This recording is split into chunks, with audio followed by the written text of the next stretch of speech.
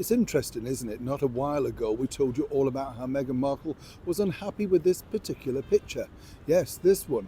Apparently, she didn't think it showed her off to her best self, as ever we have to say, allegedly. Of course, she's moved on since that particular picture was taken. This was very much in the constraints of the British monarchy, a monarchy apparently that she felt very, very much tied down by.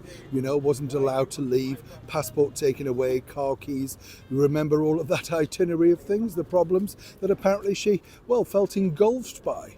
Well, now that problem has literally been solved for her because, quite frankly, Meghan is missing. Let me explain.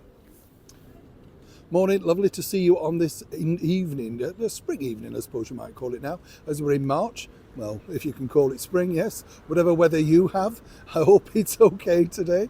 People think I'm obsessed, I know, but it's always good to share the weather, isn't it? This was a bit of shock news, in fact, because, as I said, Meghan wasn't overly thrilled by being featured on one of the world's most visited websites. Far more people are visiting that, let me tell you, than her newly opened Instagram account, as one can imagine. Gets interesting, though, here, because literally today, well, they've been demoted, both her and, of course, the former royal known as Prince Harry, the Duke of Sussex, simply have got their wishes finally to be free, independent, and from the shackles of the British monarchy. What took the monarchy so long? Well, what we can tell you is this. You know, it's interesting. They revise the pages every so often and they look at them, you know, in the order of merit. And as you can imagine, right now it's very difficult, of course, because people taking up the, you know, headline of the work are, of course, Her Royal Highness Princess Anne, the Princess Royal, the Duke and Duchess of Edinburgh, doing a lot of good jobs out there and should be praised far more.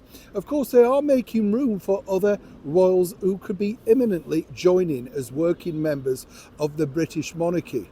Remember, you heard that here first. Space is pivotal, and apparently that's the working idea behind the reasoning behind, of course, Meghan and Harry being demoted, even lower than the former royal known as the Duke of York, Prince Andrew.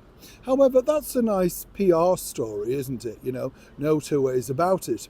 And one might suggest, of course, that this could have an element of truth. However, insiders tell me that there's a certain senior member in the royals that has the final say. And we're not talking about His Majesty the King.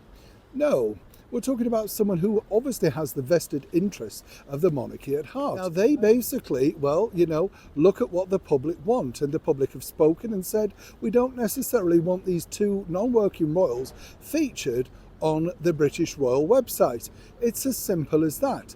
People do have the power, particularly when you have a monarchy that, as I say, is predominantly funded at parts by the British taxpayer, the public, whichever way you look at it. Now, Harry and Meghan may regret this because, you know, there will be no climbing back, and to be featured on such a world-famous site, whichever way you look at it, it gets intrigue, new interest, perhaps revenue streams to those ventures that you're doing now, like America Riviera Orchard, all that sort of thing, you know.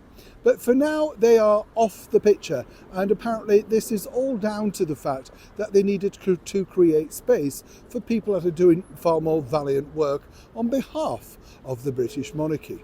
So for Harry and Meghan, who possibly were not too thrilled at their positioning of the website recently, well, all that's been solved. But I do wonder who decided to play the chess moves with this particular royal move around on the British monarchy website. I'm sure we all know. I'll leave it up to you.